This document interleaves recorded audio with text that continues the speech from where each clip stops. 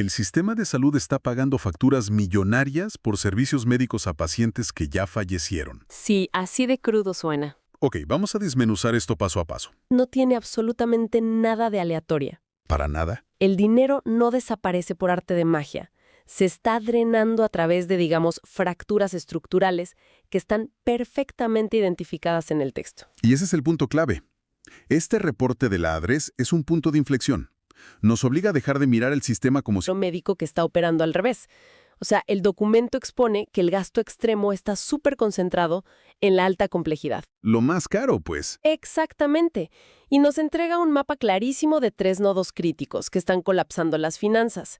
Primero, la hospitalización reactiva.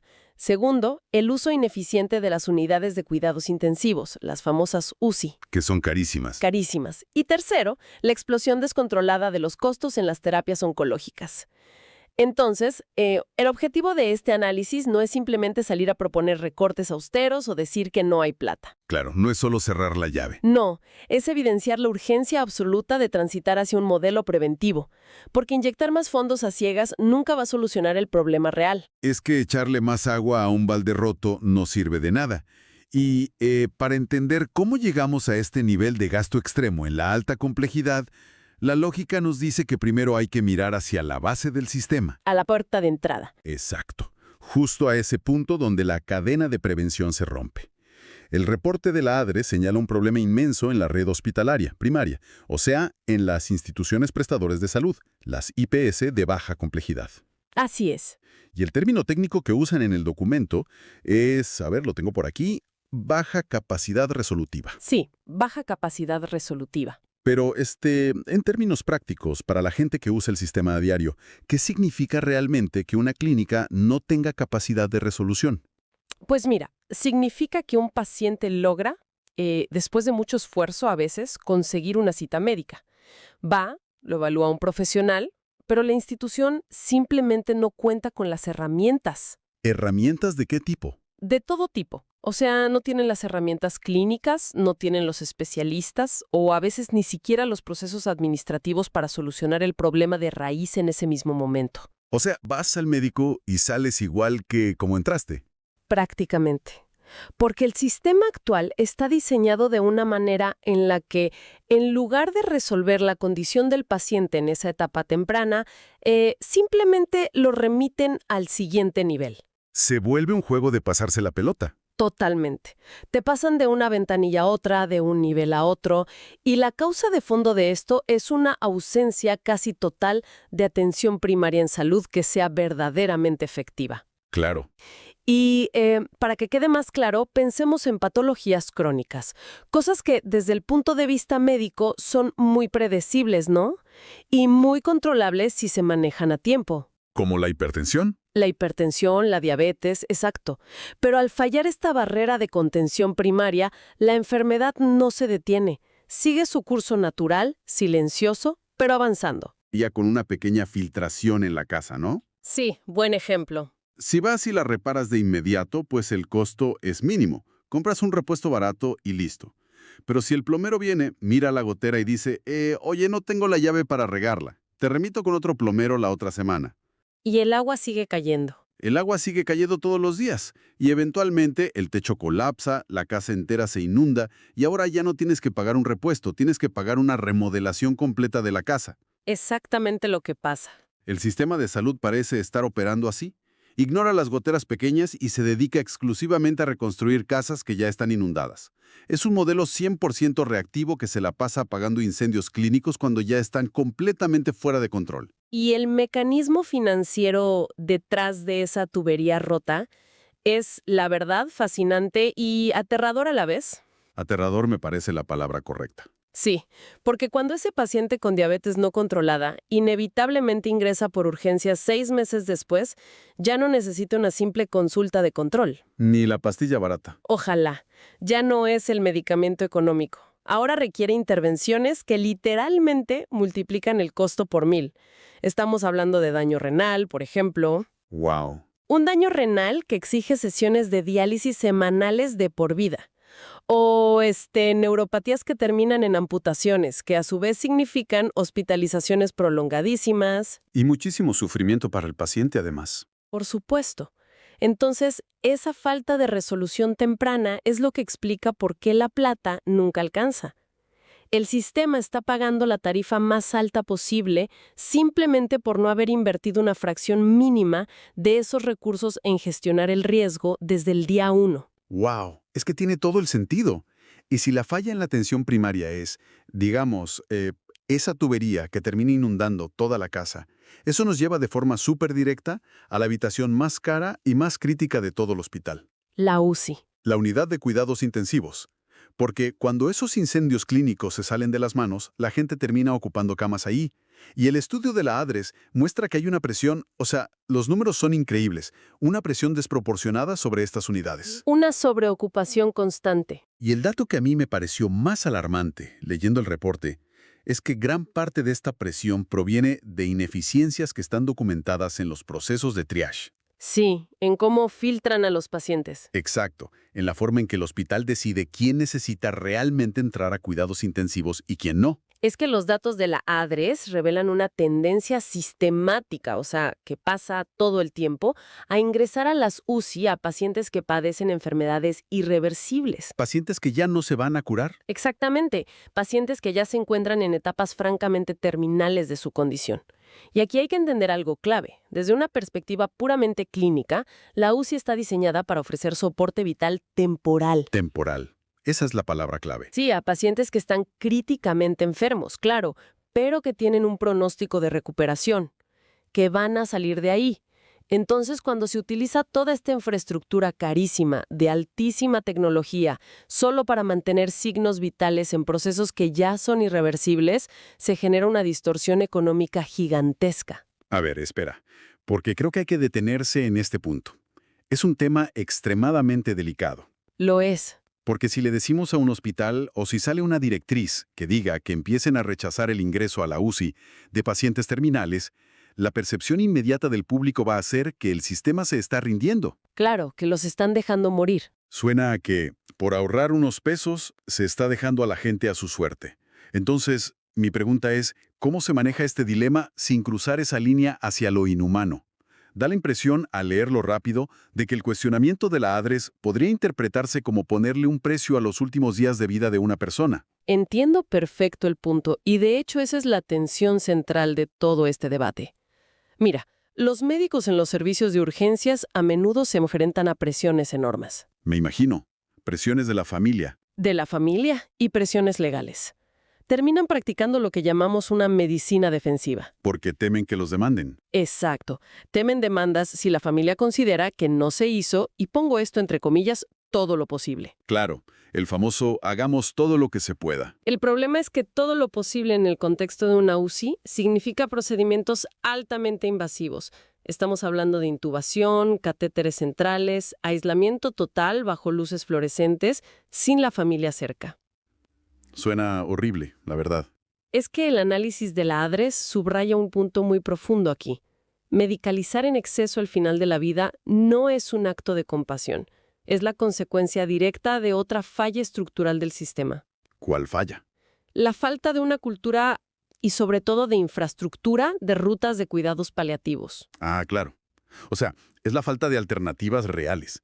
Si no existe una red de soporte domiciliario sólida o hospicios especializados donde un paciente pueda simplemente recibir manejo del dolor en un entorno tranquilo y rodeado de los suyos, pues el sistema empuja al médico a usar la única opción que tiene a la mano. La opción por defecto, que es la UCI. Y la UCI se convierte entonces en un sustituto súper frío y extremadamente costoso para un cuidado compasivo que simplemente no está disponible en la red.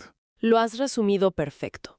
Por eso, fortalecer los cuidados paliativos es el mecanismo real para resolver esta crisis en la UCI. No se trata bajo ninguna circunstancia de abandonar al paciente para proteger el presupuesto de la ADRES. No es un tema de tacañería. No, es un tema de ofrecer una alternativa que es clínicamente y humanamente superior para el final de la vida. Esto garantiza el imperativo ético de tener una muerte digna. Totalmente de acuerdo. Y, como resultado de esa buena práctica médica, porque eso es lo que es, buena medicina, se terminan liberando recursos masivos. Se liberan camas de UCI para pacientes politraumatizados, por ejemplo, en un accidente, o con infecciones severas que realmente dependen de esa tecnología para sobrevivir y salir adelante. O sea, la eficiencia económica en este caso termina siendo como un efecto secundario positivo de hacer lo correcto desde el punto de vista humano. Exactamente. La ética y la economía se alinean ahí. Y bueno, hablando de esa intersección entre intentar prolongar la vida y el uso de tecnología médica de punta, esto nos abre la puerta de par en par al tercer nodo crítico que menciona el reporte. Y este es el área que realmente, según los números, está desequilibrando las finanzas a nivel macro. La oncología. Los tratamientos contra el cáncer. El documento de la ADRE señala que el gasto en oncología ha experimentado un crecimiento superior al 50% en los últimos periodos. Es una barbaridad. Y esto está impulsando lo que se conoce en el sistema colombiano como la crisis de los presupuestos máximos, que ha sonado muchísimo en noticias. Pero, ¿qué son exactamente? Sí, para entender la magnitud de este hueco financiero, es vital comprender qué son esos presupuestos máximos. Básicamente, el sistema financia un plan de beneficios básico, todo lo estándar, y eso se paga a través de una prima que se llama unidad de pago por capitación, la famosa UPC. Ok, la UPC cubre lo normal, lo básico. Exacto, pero cuando los médicos recetan medicamentos de última generación o tecnologías súper innovadoras o terapias dirigidas que no están incluidas en ese plan básico de la UPC, el dinero no sale de ahí, sale de un fondo completamente separado. ¿Qué son los presupuestos máximos? Esos son los presupuestos máximos. Y el crecimiento desmedido en oncología está reventando este techo presupuestal. ¿Por qué? Porque muchos de estos nuevos medicamentos están ingresando al mercado sin una regulación estricta. Ya veo. Entran sin evaluaciones rigurosas de costo-efectividad. Es decir, nadie está midiendo si lo que cuestan realmente vale la pena en términos de resultados clínicos reales. Aquí es donde el concepto abstracto de la innovación médica choca de frente contra la realidad financiera. O sea, adquirir estas terapias así, sin regulación, es el equivalente a, digamos, entrar a un restaurante de superlujo donde el menú no tiene precios. Sí, tal cual. Tú te sientas, pides el plato más exótico, te lo comes, y solo al final, cuando ya no hay marcha atrás, el chef sale y decide cuánto te va a cobrar. Si el sistema de salud no exige que el precio astronómico de un medicamento refleje un beneficio clínico que sea comprobable y de verdad superior a lo que ya existe, pues estamos comprando a ciegas. Y el término comprar a ciegas es el que describe exactamente la dinámica actual con las farmacéuticas. La industria introduce moléculas innovadoras a precios que son, la verdad, altísimos. Y sí, a veces estos medicamentos ofrecen curas milagrosas, eso no se niega. Claro, la ciencia avanza. Avanza muchísimo. Pero en muchos otros casos, la evidencia real muestra que estos medicamentos de miles de dólares solo extienden la vida por un par de meses. ¡Wow! ¿Solo un par de meses? ¡Meses! Y a menudo acompañados de una toxicidad altísima. El paciente sufre mucho. Entonces, pagar tarifas exorbitantes por beneficios clínicos que son, en el mejor de los casos, marginales, genera una inequidad estructural profunda en todo el sistema de salud. Porque la plata que se va ahí falta en otro lado. Exacto. Mientras se gastan verdaderas fortunas en terapias de última generación para etapas muy avanzadas de cáncer, persisten unas brechas enormes en algo tan vital como la detección temprana. Es una paradoja monumental. O sea, el sistema tiene acceso y paga por las moléculas experimentales del futuro, super sci-fi, pero sigue fallando en algo tan básico como hacerle una mamografía o una colonoscopia a tiempo a un paciente en el presente. Tristemente así es. Pero ahí surge una pregunta obligada, ¿no? Desde el punto de vista del paciente. ¿No debería toda persona tener derecho a la mejor innovación médica independientemente de cuánto cueste? ¿Cómo logras frenar este gasto descontrolado sin sentir que le estás negando oportunidades de vida a alguien? Es la pregunta del millón. Y la solución que plantea el análisis del ADRES no es prohibir la innovación. Nadie quiere eso. Pasa por transformar las reglas del juego mediante una regulación farmacéutica muy robusta. Ok, poner reglas claras. Sí, implementar mecanismos de compra centralizada y negociaciones que estén basadas puramente en el valor. Valor clínico, ¿te refieres? Exactamente. Significa cambiar el modelo de pago por completo. El sistema solo debería desembolsar esas sumas gigantescas de dinero si el laboratorio puede demostrar, pero con resultados clínicos reales en la población nuestra, que su medicamento es efectivamente superior a lo que ya hay. O sea, si me cobras el triple, demuéstrame que cura el triple. Tal cual. Condicionar el pago a los resultados protege las finanzas y, sobre todo, asegura que el dinero que se invierte realmente se traduzca en años de vida saludables para el paciente. Y al hacer eso, se libera presupuesto para garantizar que los programas de detección temprana, que sí salvan vidas a gran escala, lleguen a toda la población. Claro, es nivelar la balanza. Bueno, hasta este punto, el diagnóstico que hace la ADRES es incuestionable.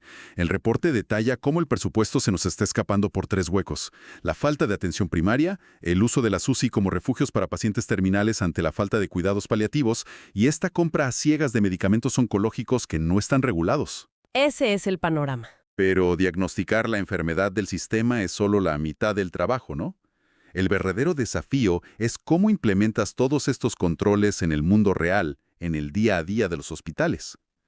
Y la respuesta que propone el documento, que me pareció fascinante, se centra en la tecnología. Específicamente, hablan de la interoperabilidad y la analítica de datos. Sí, las propuestas estratégicas del documento apuntan a que la inteligencia de datos tiene que dejar de ser vista como un proyectito a futuro. Como ciencia ficción. Exacto. Tiene que convertirse hoy en el auditor principal del sistema y además en tiempo real. Se subraya muchísimo la necesidad vital de la interoperabilidad técnica, Que en español sencillo sería: que es simplemente la capacidad de que los sistemas de información de los hospitales, de las farmacias, de las entidades del gobierno se comuniquen entre sí de manera fluida y automática, que hablen el mismo idioma. Y es precisamente la ausencia de esa comunicación hoy en día lo que permite situaciones tan absurdas como el dato con el que empezamos este análisis. Lo de los fallecidos. Sí, el hallazgo del reporte sobre servicios facturados a pacientes que ya fallecieron no es una anécdota menor ni un error de tipeo. Es la prueba reina de cómo la falta de sistemas integrados permite que el dinero simplemente se evapore. Es insólito. O sea, si la base de datos de la Registraduría Civil indica que una persona perdió la vida un martes, es absolutamente inconcebible que el software del hospital permita generar y cobrarle al Estado una factura por un procedimiento realizado a esa misma persona un jueves. Y pasa, ese ejemplo que das ilustra a la perfección el concepto de la optimización del ciclo de ingresos que también menciona el reporte. Y este término no solo se refiere a mandar facturas y cobrar, se refiere a trazar el recorrido completo del paciente desde que pone un pie en el ingreso hasta que finalmente se audita el pago. Tener la foto completa. Exacto. En un sistema que sea verdaderamente interoperable, los algoritmos cruzan la información instantáneamente. Entonces, si un médico intenta prescribir un medicamento oncológico millonario que no corresponde con el diagnóstico que está documentado en la historia clínica, el sistema lo frena. Lanza una alerta. O si se factura un servicio de manera duplicada o a un paciente fallecido, el sistema de datos lo rechaza de inmediato.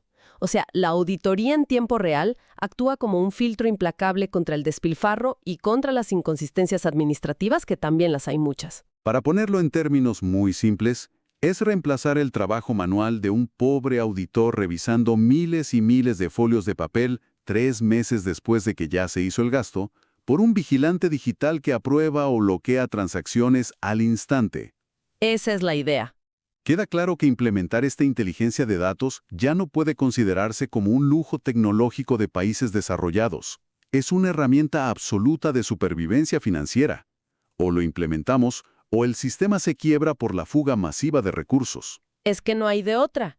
Y al conectar esta herramienta tecnológica con los 3 grandes problemas de los que ya hablamos, todo el panorama adquiere mucho sentido. ¿Cómo se conectan? Pues mira, la analítica de datos no solo sirve para frenar los cobros irregulares. Permite monitorear si una IPS, una clínica pequeña, está derivando demasiados pacientes por baja capacidad resolutiva.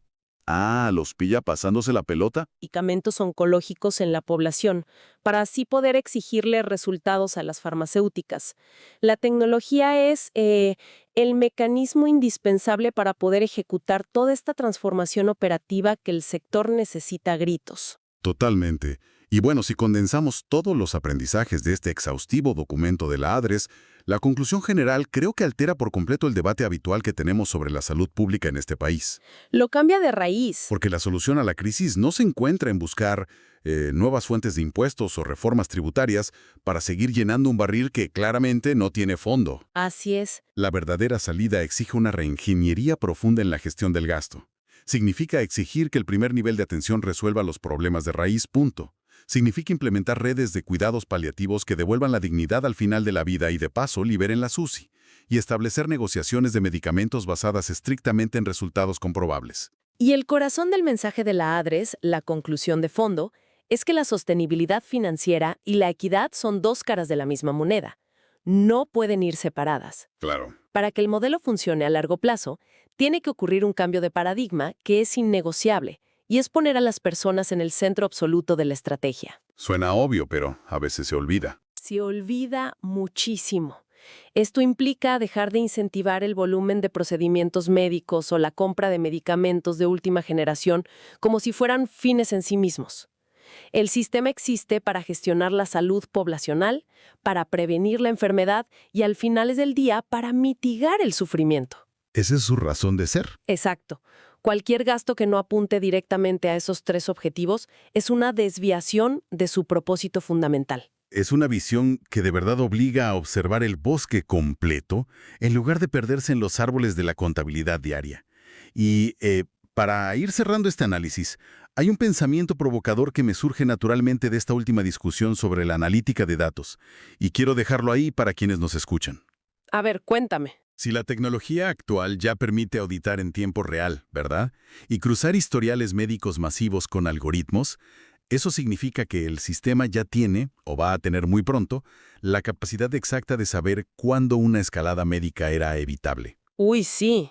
Va a quedar registrado. Claro, si la evidencia de los datos demuestra de forma concluyente que un paciente terminó en diálisis o en una amputación exclusivamente por la negligencia de una clínica que no lo atendió bien en su etapa de atención primaria temprana, la pregunta es, ¿qué tan cerca estamos del día en que esa misma inteligencia artificial se utilice para responsabilizar legal y financieramente a las instituciones por no haber prevenido lo que era médicamente prevenible? ¡Guau! Eso cambiaría todo. Podría reescribir por completo las reglas de la responsabilidad médica en un futuro muy, muy cercano. Pero bueno, con eso cerramos nuestro análisis de hoy. Un tema denso pero fascinante. Sin duda, muchísimo para pensar.